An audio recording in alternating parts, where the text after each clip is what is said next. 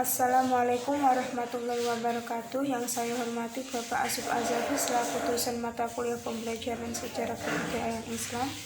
Saya Fazanaf Afala Safian NIM 2010310053 akan mempresentasikan upaya dan usaha membuat konsep materi SKIMI yang berkualitas. Peningkatan kemampuan belajar. Dalam era global ini, fungsi pembelajaran lebih penting dalam peningkatan penguasaan ilmu pengetahuan dan teknologi dibandingkan dengan hasil teknologi. Untuk itu dibutuhkan pembelajaran yang profesional dalam bidangnya. Kesatu, ada implementasi kurikulum. Setiap kurikulum merupakan pola dan susunan mata pembelajaran yang harus ditempuh oleh peserta didik dalam kegiatan pembelajaran. Yang kedua, ada pengembangan program tahunan, program semester, dan persiapan mengajar. Yang ketiga, ada penggunaan metode, media, dan sumber belajar. Metode pembelajaran merupakan bagian dari strategi instruksional. Yang keempat, ada pelaksanaan kegiatan pembelajaran. Yang kelima, ada program perbaikan dan pengayaan. Yang keenam, melaksanakan kegiatan ekstrakurikuler. Yang ketujuh, kegiatan membimbing dan konseling atau BK. Yang kedelapan, penerapan muatan lokal. Pemanfaatan lingkungan prasarana dan sarana. Pemanfaatan lingkungan meliputi peningkatan keberhasilan, keindahan, keamanan, kesehatan, dan pelestarian lingkungan, serta pemanfaatan sebagai sumber alat belajar. Yang kesatu, ada perpustakaan. Yang kedua, ada sarana penunjang kegiatan kurikulum. Yang ketiga, ada prasarana dan sarana kegiatan ekstrakurikuler dan mulok. Pelaksanaan monitoring dan evaluasi. Pelaksanaan monitoring dan evaluasi program peningkatan mutu pembelajaran dalam tercapai bila proses pembelajaran di kelas berlangsung dengan baik, berdaya guna, dan berhasil guna. Yang kesatu, ada tujuan. Supervisi dilaksanakan dengan tujuan meningkatkan kemampuannya dan keterampilan pembelajaran dalam melaksanakan tugas pokoknya sehari-hari.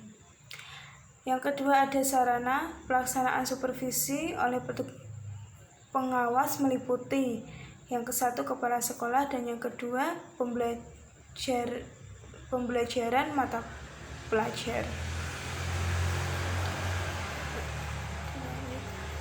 Pengembangan tes evaluasi belajar.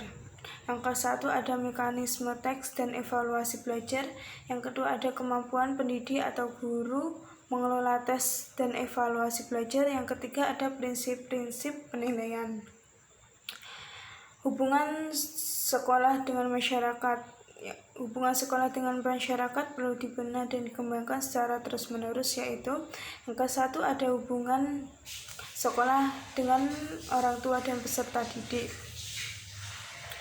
Sekolah memiliki peran yang sangat penting dalam pembinaan generasi-generasi muda, sedangkan orang tua peserta didik merupakan pendidik yang paling utama dan sangat besar pengaruhnya terhadap pengembangan peserta didik.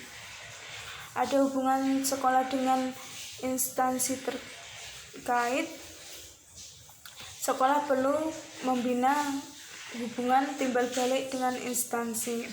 Ada juga hubungan sekolah dengan dunia usaha dan tokoh masyarakat.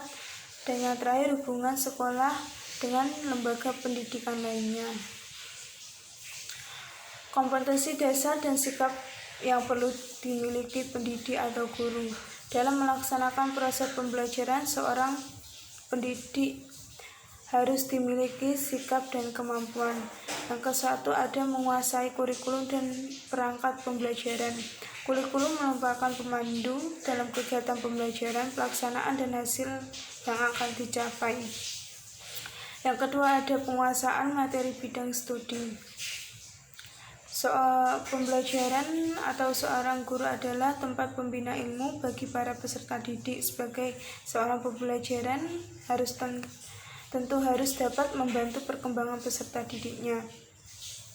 Yang ketiga ada penguasaan metode dan teknik penilaian.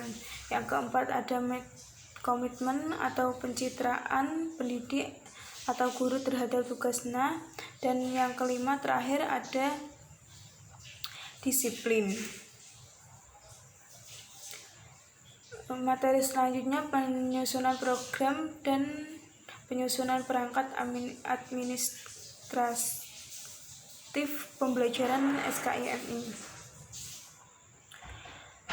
Penyusunan program pengajaran SKIMI, yang ke-1 ada penguasaan materi, yang kedua analisis materi pembelajaran, yang ketiga program tahunan dan program semester, yang keempat persiapan mengajar, yang kelima rencana pengajaran, dan yang terakhir analisis hasil ulangan harian.